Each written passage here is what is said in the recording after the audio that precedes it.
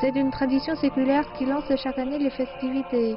Un acteur en costume de carnaval descend le long d'un câble sur toute la longueur de la place.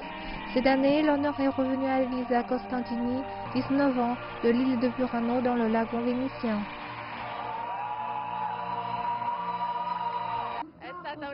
J'ai ressenti une émotion incomparable dès le départ.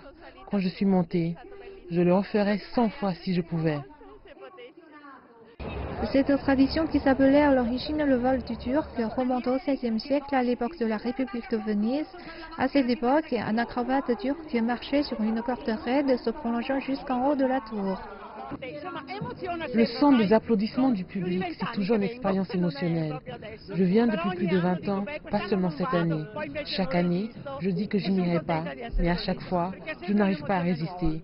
Et je suis contente d'être venue, car à chaque fois, c'est une émotion nouvelle. Aujourd'hui, le carnaval de Venise est une fête publique connue pour ses masques élaborés. Ses origines remontent au XIe siècle.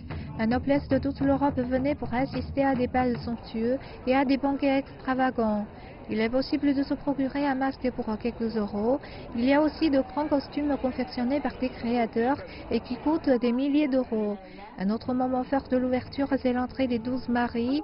Portées bien au-dessus de la foule, les 12 jeunes femmes choisies pour représenter la ville sont entrées sur la place Saint-Marc dans une procession traditionnelle historique. Le spectacle est une conception moderne d'un événement historique inspiré par le sauvetage de 12 futurs mariés au cours du XIe siècle. Oui, c'est très sympa. Vous savez, nous aimons la parade. Les gens et l'atmosphère sont fantastiques. Cette année, le carnaval de Venise durera jusqu'au milieu du mois de février.